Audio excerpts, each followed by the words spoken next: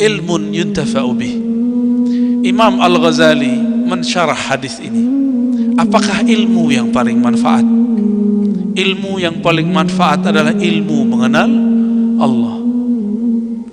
Maka orang yang paling manfaat di dunia adalah orang yang berjasa mengenalkan umat kepada Allah.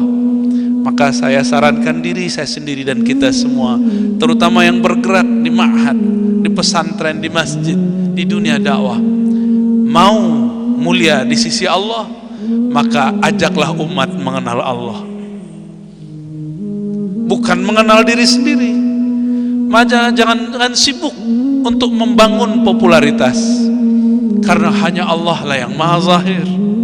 Menumpanglah dalam zahirnya. Bagaimana cara kita menumpang dalam zahirnya?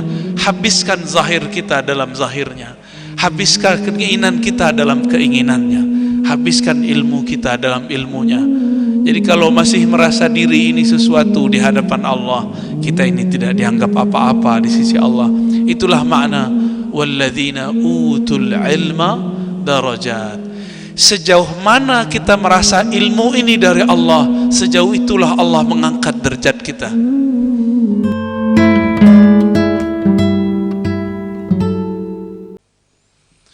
Assalamualaikum warahmatullahi wabarakatuh.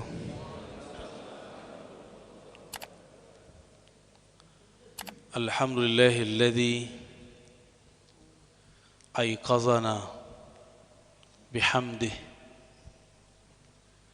wa adama al-hayata lana birahmatih. Ashhadu an la ilaha illallah wa ashhadu anna Muhammadan abduhu wa rasuluh. Allahumma salli wa sallim wa barik ala sayyidina Muhammad wa ala alihi wa ashabihi wa li baitihi wal mahdi khalifatihi wa sallim. Allahumma inna nas'aluka khaira hadzal yawm wa khaira ma fihi wa khaira ba'dah, wa na'udzu bika min syarri hadzal yawm wa min syarri ma fihi wa syarri ba'dah. Ya jami'an lil khair fajma'na lil khairi amin rabbal alamin. Bapak, ibu-ibu, jamaah subuh yang diberkahi Allah. Ini masih hari kerja ya.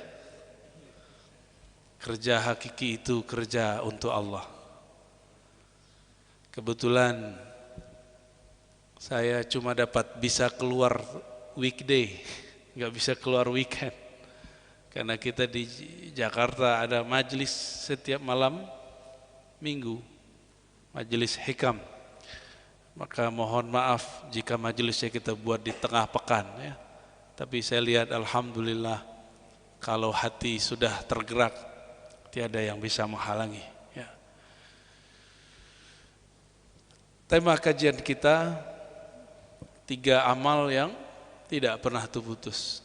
Ini diambil dari hadis Imam Muslim. Idza matal insan inqata'a amaluhu illa min thalath. Ini ada yang salah menerjemah sebenarnya. Dibilang salah, mungkin dulu bahasanya begitu. Tapi ketika berubah zaman, satu kata pun berubah makna. Idza matal insan, apabila manusia mati, inqata'a. Inqata'a beda dengan iqtata'a. Inqata'a artinya intaha, berhenti, bukan terputus, berhenti. Tetapi orang ingatnya kata qata'a, iqta, putus. Padahal inqata'a bermakna intaha. Apa arti intaha tadi? Berhenti, bukan terputus. Berhentilah dia dari kemampuan beramal. Orang mati masih bisa kerja enggak? Enggak bisa. Masih bisa sholat? Enggak bisa. Maka Nabi mengatakan, jika engkau sakit, fala tatamannaul mauta. Jangan minta mati. Karena jika engkau mati, engkau inqata'tum, engkau berhenti daripada beramal. Jangan diterjemahkan terputus. Kalau diterjemahkan terputus, nanti orang membayangkan makna yang lain.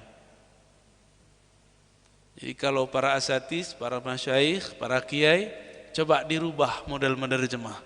Karena ilmu menerjemah itu berkembang supaya dapat mewakili makna yang ada di dalam lafaz hadis. Jika mati manusia, maka berhentilah dia. Benar ya? Berhentilah amalnya. Amalnya tidak bisa diteruskan kecuali ada 3 amal yang masih berlanjut. Yang pertama, sudah hafal ya, apa aja? Shadaqatun jariyah. Bukan amal jariyah, tapi shadaqatun, sedekah yang mengalir, bukan amal yang mengalir, beda. Tapi yang kita dengar biasanya apa? Amal jariyah itu bahasa Arab tapi ala Indonesia. Ya.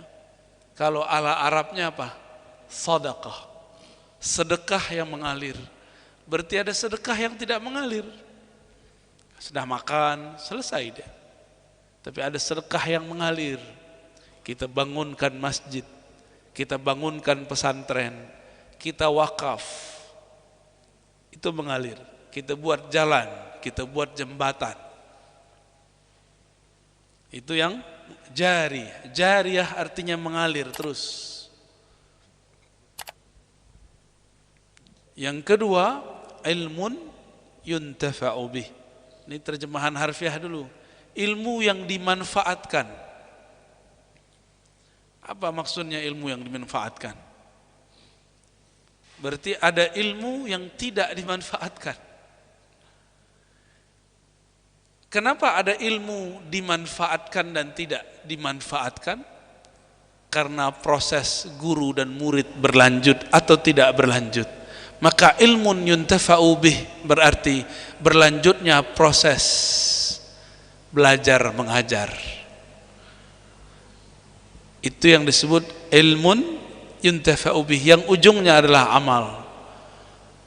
Boleh juga diartikan itu membuat majelis, membuat pesantren, masuk di situ juga.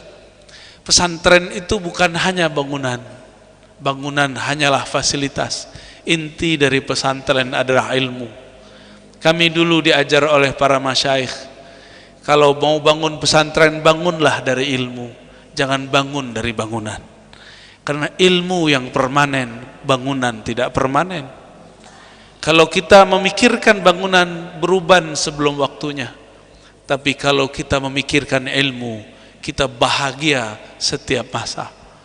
Ini saran kami kepada siapapun yang sudah memutuskan hidupnya, mewakafkan hayatnya untuk ilmu, untuk bangun pesantren. Bangun saja Pak, kajian-kajian. Karena ilmu itu sifat Allah, maka Allah yang langsung backup. Allah yang langsung backup. Kenapa? Dialah Al-Alim. Jika kita menompang dalam ilmunya, Allah akan membackup kita kapan saja. Kita tidur pun ilmunya bergerak. Kita lupa pun ilmunya tetap naik. Yarfa'illahu alladhina amanu minkum walladhina utul ilma darajat. Yang diangkat Allah itu 2 saja. Satu mukmin, satu orang yang diberi ilmu. Ini kata kunci. Ilmu itu diberi. Maka jangan pernah merasa sok berilmu, karena ilmu itu diberi. Jangan pernah terbersit mengatakan kalau bukan saya tidak ada orang. Kalau bukan saya tidak ada yang datang. Kalau bukan orang ini telah menyekutukan dirinya dan Allah Subhanahu wa taala. Ilmun yuntafa'u bih. Imam Al-Ghazali mensyarah hadis ini. Apakah ilmu yang paling manfaat? Ilmu yang paling manfaat adalah ilmu mengenal Allah. Maka orang yang paling manfaat di dunia adalah orang yang berjasa mengenalkan umat kepada Allah. Maka saya sarankan diri saya sendiri dan kita semua, terutama yang bergerak di ma'had, di pesantren, di masjid, di dunia dakwah, mau mulia di sisi Allah, maka ajaklah umat mengenal Allah. Bukan mengenal diri sendiri. Jangan sibuk untuk membangun popularitas. Karena hanya Allah lah yang maha zahir. Menumpanglah dalam zahirnya. Bagaimana cara kita menumpang dalam zahirnya? Habiskan zahir kita dalam zahirnya. Habiskan keinginan kita dalam keinginannya. Habiskan ilmu kita dalam ilmunya. Jadi kalau masih merasa diri ini sesuatu di hadapan Allah, kita ini tidak dianggap apa-apa di sisi Allah. Itulah makna walladzina utul ilma darajat. Sejauh mana kita merasa ilmu ini dari Allah, sejauh itulah Allah mengangkat derajat kita. Di antara para nabi, nabi mana yang paling merasa ilmunya dari Allah? Nabi Muhammad sallallahu alaihi wasallam. Itulah sebabnya kenapa beliau umurnya pendek tapi ilmunya paling panjang. Umurnya pendek cuma 63 tahun. Mulai dakwah umur 40 tahun, berarti hanya sekitar 23 tahun. Sekarang sudah 15 abad. Ilmunya masih bermanfaat karena beliau dulu gigih. Cuma 10 tahun belum mengajarkan sholat di Madinah, tapi beliau 13 tahun mengajarkan tauhid di Makkah. Maka ajarkan dulu umat siapakah Allah, baru ajarkan menyembah kepada Allah. Inilah yang disebut oleh para ulama awwaluddin ma'rifatullah. Itu bukan hadis ya, tapi diambil dari hadis Nabi. Ud'uuhum ilallah fa'idha arafullah fa'murhum bis-salah. Ajaklah mereka mengenal Allah. Ajaklah mereka mengenal Allah. Jika mereka telah arafuhu, telah bermakrifat kepadanya, maka ajaklah mereka sholat. Jadi jangan sholat dulu yang diajarkan, ajarkan dulu kenal. Karena tidak semua orang kenal kepada Allah, maka kita serahkan ilmu mengenal Allah itu kepada ahlinya. Ini Bapak Ibu kalau punya anak, taunya agama itu sholat. Sholat itu nomor 2. Pertama apa dulu? Mengenal Allah. Kenalkan dulu sifatnya, kenalkan dulu kebaikan-kebaikannya. Kenalkan bahwa kalau bukan karena kudrah iradahnya, alam ini tiada. Nanti di akhirat Allah tersenyum. Ajiba rabbuka, Allah tersenyum. Allah kagum melihat ada beberapa orang, bahkan ajiba itu bisa diartikan Allah heran, melihat beberapa hamba, bahkan banyak hamba masuk surga dirantai, dipaksa masuk surga. Itu maksudnya gimana? Jadi ada orang sewaktu dia di dunia, dia tidak beramal kecuali yang wajib-wajib. Karena orang tua dia bilang, mengatakan dulu ya, guru-gurunya, kamu wajib sholat 5 waktu. Akhirnya setiap sholat dia merasa itu kewajiban, dia merasa itu beban. Nanti di akhirat dia tuh bingung. Di padang mahsyar tuh orang kan kayak orang linglung, Pak. Tiba-tiba Allah kirim malaikat rahmat, itu tangkap tuh mereka, masukin surga. Biasanya kalau ditangkap masukin mana? Neraka. Ini ditangkap masukin, maka disebutkan ajiba rabbuka, Allah takjub kok ada orang dipaksa masuk surga. Tangkap masukin surga, Pak. Ada yang ditangkap karena amal sholatnya, ada yang ditangkap karena dia bersedekah. Dia merasa zakat itu wajib, maka dia keluarkan zakat, maka Allah pun tersenyum ya. Nabi SAW pernah bersabda, ittaqun nar walau bisyikki tamrah. Bersedekahlah kamu sehingga antaramu dan neraka terbangun tameng.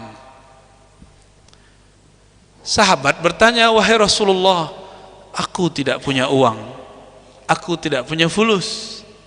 Apa kata Nabi? Qaulun ma'rufun sadaqah. Kata-kata yang baik pun adalah sedekah. Kalau tidak bisa sedekah, jangan ejek orang yang sedang mengajak sedekah. Kalau tidak bisa sedekah, jangan sakiti orang yang sedang menggerakkan orang lain bersedekah. Itu disebut qaulun ma'ruf. Qaulun ma'ruf juga berarti al-azkar, zikir-zikir itu termasuk sedekah. Berdasarkan hadis Imam Bukhari dan Muslim, para sahabat datang kepada Nabi, ya Rasulullah, zahaba ahlud dusur bil ujur. Orang-orang yang punya uang, punya harta, mereka telah berangkat pergi dengan pahala yang sangat banyak. Mereka sholat, kami sholat. Kami puasa, mereka pun puasa. Kami tahajud, mereka pun tahajud. Tapi saat mereka sedekah, kami tidak bisa bersedekah. Ternyata dari zaman baginda Nabi, orang-orang yang tidak bersedekah nangis. Kalau sekarang kita gimana? Kalau bisa kita lari dari sedekah. Ya, saya dulu sering ngisi kajian tentang zakat. Itu hampir setiap tempat bapak ibu yang gelangnya banyak, ibu-ibu, bapak-bapak rumahnya bagus, mobilnya masya Allah. Itu kalau bertanya bagaimana caranya supaya nggak kena kewajiban zakat, rata-rata begitu.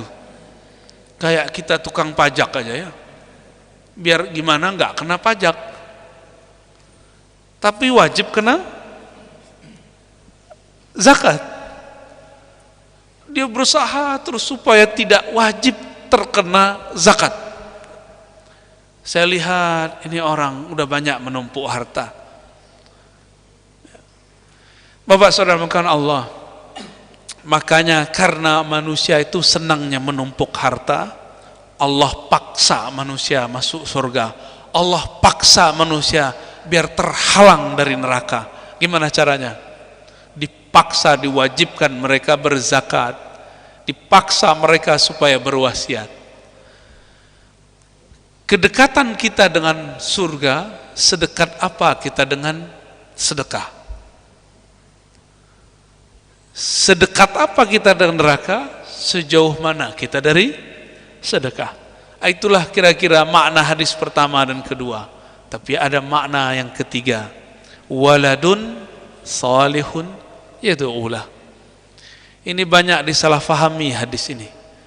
Anak yang soleh yang mendoakan kedua orang tuanya. Apa kata kawan? Kalau bukan anak tidak sampai. Loh, hadisnya tidak bicara begitu. Hadisnya tidak bicara begitu. Hadisnya lagi bicara orang tidak bisa lagi beramal kecuali dia punya aset tiga. Aset pertama, harta yang dia sedekahkan dan sedekahnya mengalir. Dua, ilmu yang dimanfaatkan. Yang ketiga, anak soleh yang mendoakan. Hadisnya tidak bilang selain anak tidak sampai. Dari mana itu zikirnya? Dari mana itu ilmunya? Jadi ada orang baca hadis pakai nafsu, cari hadis untuk membenarkan pikiran sendiri. Selain anak tidak sampai. Kalau begitu besok dia mati kita nggak usah sholatkan. Kita bukan anaknya. Ya, mau Pak? Ini siapa yang bilang kalau bukan anak tidak boleh? Tidak boleh kita doakan. Tidak sampai jika didoakan. Tidak sampai jika dizakatkan, disedekahkan. Ya sudah, dia mati besok biar anaknya yang urus. Kalau dia tidak punya anak, kita tendang aja masuk lahat. Di Palembang, di Sumatera Selatan ada namanya lahat ya. Mungkin dulu tempat itu apa tuh? Baik. Gimana Pak? Serem nggak? Ya, ini salah baca hadis, salah faham. Akibatnya berbahaya. Muncullah beberapa tahun yang lalu, mungkin puluhan tahun lamanya, terjadi perdebatan antara kiai ustadz. Kalau bukan anak tidak sampai, benar. Wah, itu ramai itu ya. Dulu ada seorang ibu-ibu dibentak sama abangnya. Suami ibu itu meninggal. Dia sedang berdoa depan mayat suaminya, dibentak oleh abangnya. Apa kata si abangnya? Hei, doa mungkin gak sampai, yang sampai cuma anak. Anaknya masih kecil-kecil. Ya, gimana mau doa apa? Ingin hijrah tapi otaknya gak hijrah. ilmunya gak hijrah, emosinya gak hijrah. Beragama tapi tidak mengagamakan emosinya. Ya. Jadi apa maksud hadis ini? Anta wa maluka li abik. Kamu dan hartamu itu aset orang tuamu. Jika orang tuamu mati, aset orang tuamu kamu. Maka jika kamu masih sholat, masih doa, itu sama dengan mereka masih beramal di sana. Itu maksudnya. Paham maksudnya? Apalagi yang bukan kiai, bukan guru ngaji. Nggak ada anak yang ngaji, nggak ada anak yang baca Quran karena kita yang mengajarkannya. Maka banyak-banyak anak, Pak. Banyak-banyak. Masalahnya kalau banyak anak, banyak bini. Bininya nggak sepakat. Ya, jangan salah paham Ibu ya. Nanti saya dicubit nanti sama bapak-bapak ini ya. Baik. Hadis ini kita lihat di hadis Tirmizi, di hadis Tabarani, hadis Imam Ahmad. Ternyata di hadis Imam Tirmizi, hadis Ibnu Majah disebutkan lebih dari 3. Maka Imam Suyuti mengatakan jika dikumpul hadisnya, amal yang masih bergerak setelah orang itu mati adalah 11. 11. Ini Imam Suyuti mengumpulkan hadis. Tapi sekarang kan banyak suyutian ya. Masih ngotot tuh sampai sekarang di luar sana mengatakan kalau bukan anak tidak sampai. Jadi kalau masih ada yang ngomong begitu, kita buka lagi Pak terjemahan depannya. Idza matal insan inqata'a 'amaluhu illa min salas. Jika manusia mati, dia tidak lagi bisa beramal kecuali dia punya 3 aset. Kata 3 di situ dalam bahasa Arab laisa lil hasr, bukanlah menunjukkan pembatasan, itu cuma contoh. Jika ada amal selain itu, maka dia akan punya amalan-amalan yang mengalir meskipun dia sudah wafat. Syuruknya jam berapa Ustaz? 6:05 ya. Berarti lanjut. Baik.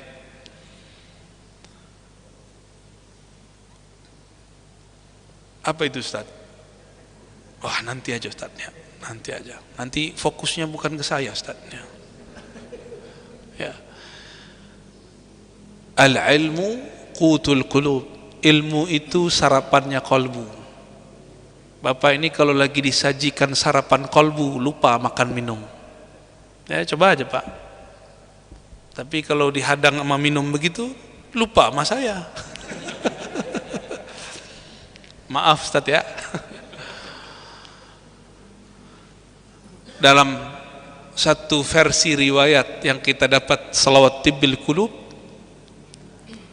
diriwayatkan oleh Sayyid Muhammad Alwi Al-Maliki, Allahumma salli ala Sayyidina Muhammad Tibbil Qulub wa dawaiha wa afiyatil abdani wa shifaiha wa nuril absari wa diyaiha wa jilaiha ya wa qutil arwah wa ghadaiha. Ini kalimat penting. Qut, apa arti qut? Makanan. Makanannya ruh itu sholawat. Gizinya ruh mengenal yang disalawati. Maka orang yang belajar tentang Nabi pasti segar badannya, segar pikirannya. Orang-orang yang kuat rohaninya karena dia sudah memberikan nutrisi sholawat ke dalam jiwanya. Jadi yang lemah-lemah jiwa ini suntik dengan sholawat Pak. Vaksinasi sholawat. Jangan cuma vaksin badan ya. Ini semoga nanti pemerintah kita mulai mencabut kewajiban bermasker karena sudah 90% ya bervaksin, benar. Oh masih banyak ustadz melarang vaksin Ustadz. Ya sudah, ustadz itu gak usah, gak wajib kok vaksin secara agama, tapi diwajibkan secara kenegaraan karena kewajibannya dihimbau oleh ahli kesehatan yang mengerti ilmu kesehatan. Meskipun ada 1 atau 2 dokter tidak mau ya, kita ikut saja mayoritas mereka. Ustadz ini konspirasi. Ya, nggak ada yang nggak konspirasi ya. Semuanya konspirasi. Hidup ini lahwun, ya, la'ibun, zinatun, tafakhurun, ya semuanya konspirasi. Sebaik-baik konspirasinya Allah Subhanahu wa ta'ala, ya. Jika manusia mati, maka berhentilah dia beramal. Maka dalam Al-Quran akhir surat Munafikun Allah mengatakan, wa anfiqu mimma razaqnakum. Ini kata-kata bagi saya lucu. Allah itu lagi main-main sama kita, tapi kita lupa. Kita ngerasa terlalu serius. Apa kata Allah? Berinfaklah kamu, keluarkanlah zakatmu, keluarkanlah wakafmu, keluarkanlah sedekahmu. Mimma razaqnakum, dari yang kami berikan kepadamu. Lucu gak nih Pak? Saya titip ke Bapak, terus saya minta lagi. Terus Allah bilang, keluarkanlah yang saya titip itu. Itu milik Bapak atau milik saya? Saya titip nih, terus saya minta. Gimana? Cuma karena manusia lupa, dikira titipan itu punya dia. Bener? Oh Ustadz, itu nama suratnya SHM, surat hak milik saya. Ya ntar juga mati Pak. Emang kalau kita meninggal kita bawa tanahnya? Kan enggak. Bapak sadar nggak Pak? Satu kancing di baju kita itu hisapnya lama itu Pak. 1.000 rupiah yang kita simpan di dompet itu lama tuh hisapnya. Dihisap bener. Ditanya, nih kamu dapatnya di mana?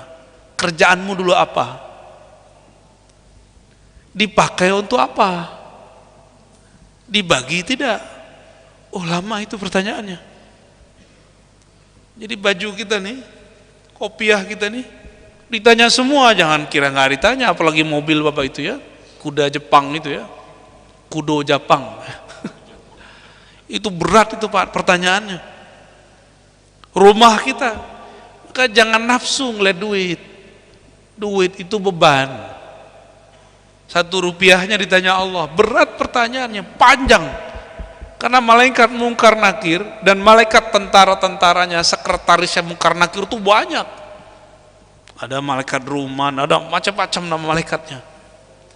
Itu kalau nanya tuh detail, lebih detail daripada BPK dan KPK. Kalau BPK, KPK masih bisa dikibulin kata orang sebelah ya. Kata orang yang bisa ngubil-ngubulin. Makanya banyak orang yang bisa lari daripada kewajiban pajak, benar. Banyak yang bisa. Tapi gimana kita mau lari ketika ditanya oleh malaikat-malaikat Allah dalam kubur? Gak bisa Pak. Bagaimana cara supaya gak ditanya? Kembalikan titipan kepada yang menitipkan. Kembalikan titipan kepada yang menitipkan. Itu yang disebut sedekah. Sedekah itu dari kata sedekah. Sedekah berarti sidq. Orangnya jujur benar. Jika benar kita beriman, percaya bahwa kita ini direzekikan Allah. Razaqna, kami rezekikan dia, kami titipkan beberapa hal untuknya. Jika dia percaya kepada kami, pasti dia kembalikan kepada kami. Tapi kan kita nggak percaya sama Allah ya. Gimana? Allah lagi main-main nggak sama kita? Lagi main-main sama kita, diuji bener. Yang dia titipkan itu kita rasa milik kita atau milik dia. Wa anfiqu mimma razaqnakum min qabli an ya'tiya ahadakumul maut. Sebelum nyawa berpisah dari badan. Karena kalau nyawa sudah pisah dari badan, syukur-syukur anaknya tahu diri, banyak ilmu, meninggal bapaknya, 1/3 hartanya diberikan untuk umat, untuk pergerakan dakwah. Kalau anaknya ngerti.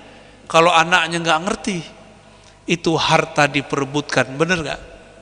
Diperebutkan Pak. Ini depan saya anak yang mengerti atau anak yang tidak mengerti? Ya, anak yang mengerti atau yang nggak mengerti? Kalau orang tua kita sudah wafat, walaupun tidak meninggalkan warisan, kitalah warisan mereka. Bersedekahlah atas nama orang tua, berwakaflah atas nama ayahanda dan ibunda. Itu bikin mereka senang Pak di sana. Senang nggak dapat kiriman anak walaupun kita punya duit? Senang. Walaupun sedikit, tapi kita berasa, wah, anakku berkirim kepadaku, berarti dia masih ingat kepadaku. Sudah berapa tahun Pak ditinggal ayah ibu, pernahkah berkirim kepadanya? Coba mulai berkirim lagi. Jangan cuma kirim Fatihah, kirim sedekah cepat, kirim wakaf cepat itu. Jangan tunggu mati dulu. Tanah-tanah yang nganggur, wakafin. Itu cepat nyampainya. Kalau Fatihah ditanya dulu ikhlas apa enggak. Ya, kalau sedekah langsung Allah taruh antara kita dengan azab itu dipisah. Ittaqun nar walau bisyikki tamrah. Kalau kamu mau jauh dari siksa, maka buatlah tameng antara kamu dan neraka, walaupun cuma memberikan duit 1.000, 2.000. Dalam hadis disebutkan kurma, ya, 1 tangkai kurma. Saya nggak punya apa-apa, ya sudah, tubuh ini kan sesuatu, buat sesuatu karena Allah, buat jasa karena Allah, itu juga sesuatu. Masa nggak bisa juga, ya? Maka Bapak Saramakan Allah, saya menghimbau, mari hidupkan satu sunnah yang sudah dilupakan banyak orang. Satu kali sahabat datang kepada Nabi, wahai Rasulullah, hadis Bukhari dan Muslim, inna ummi uftutilat, ibuku terjatuh dari onta lalu mati. Apakah jika aku bersedekah atas namanya, itu sampai kepadanya? Apa kata Nabi? Bala.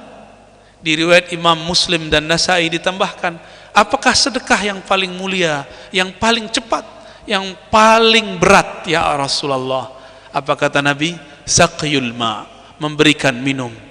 Maka dia bersaksi, ya Rasulullah, saksikanlah kebun di depan Masjid Madinah, semua yang ada di dalamnya, kebun kurma, telaga air, saya wakafkan, saya sedekahkan atas nama Allah, diserahkan ke Baitul Mal. Dulu Baitul Mal itu resmi. Sekarang inilah yang disebut filantropi masyarakat. Jadi orang-orang kita ini mengelola harta sedekah itu secara uruf, tradisi. Bisa dalam bentuk masjid, bisa dalam bentuk pesantren. Itu kesempatan Pak, regulasinya nggak susah, langsung saja. Ya, bapak-bapak ini yang duitnya nimbun, mulailah ya sedekah untuk atas nama orang tua. Pelit amat kita berkirim ya. Bapak kalau nggak ditelepon anak gimana Pak? Sedih ya.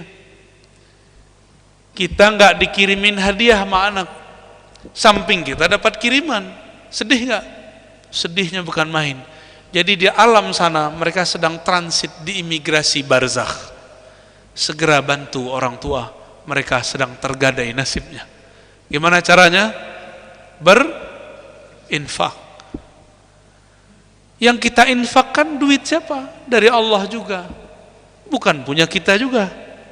Maka seharusnya orang-orang yang benar tauhidnya, dia tidak susah mengeluarkan harta untuk berbagi, karena sebenarnya itu milik darinya, Allah Subhanahu wa ta'ala. Mungkin agak 15 menit, ada yang mau diskusi, tanya jawab, tafadhol ya.